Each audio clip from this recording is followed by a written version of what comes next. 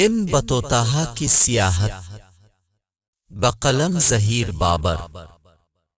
جب ہم درائے سندھ عبور کر کے ایک بانس کے جنگل میں پہنچے تو ایک عجیب جانور دیکھا، سیاہ رنگ اور جسم بھاری بھرکم۔ اس کا سر بھی بہت بڑا تھا مگر یہ جانور ہاتھی سے چھوٹا تھا۔ دونوں آنکھوں سے برابر فاصلے پر اس کی پیشانی پر ایک سینگ ہوتا ہے جو لمبا میں 3 ہاتھ اور چوڑا میں 1 بالشت ہوتا ہے۔ اس جانور نے ایک گھڑ سوار پر حملہ کیا اور اپنے سینگ سے گھوڑے کی ران چیر ڈالی اور جنگل میں غائب ہو گیا۔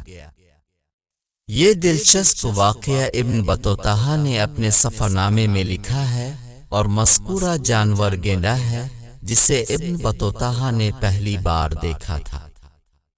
مشہور سیاح اور مورخ ابن بطوطہ کا مکمل نام ابو عبداللہ محمد ابن بطوطہ ہے۔ مراکش کے شہر طنجہ میں پیدا ہوئے۔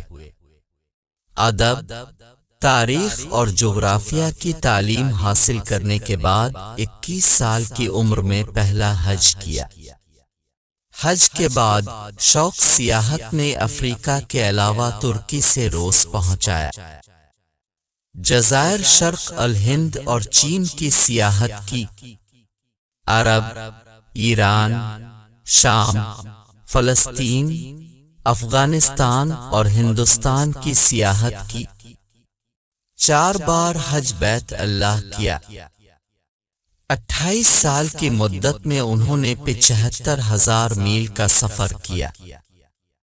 آخر میں فارس کے بادشاہ ابو حنان کے دربار میں اور اس کے کہنے پر اپنے سفر نامے کو کتابی شکل دی۔ اس کتاب کا نام عجائب الاسفار فی غرائب الدیار ہے۔ یہ کتاب مختلف ممالک کے تاریخی و جغرافیائی حالات کا مجموعہ ہے جس کا دنیا کی مختلف زبانوں میں ترجمہ ہو چکا ہے۔ کیا آج آپ نے درود پاک پڑھے؟